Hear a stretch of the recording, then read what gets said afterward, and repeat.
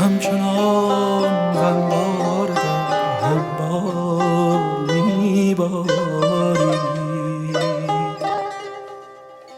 من ولیکن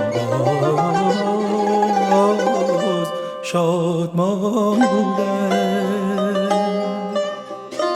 دیگر اکنون از بزان گوسپندان پرت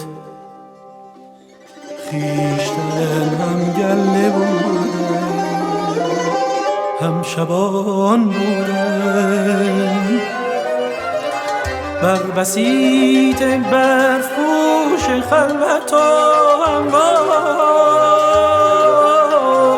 تک و تنها با درفش خویش خوش خوش پیش می رفتم.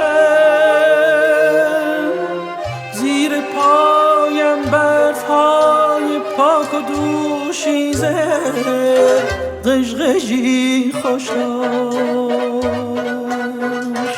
پام بذر نقش بکرش را هر قدم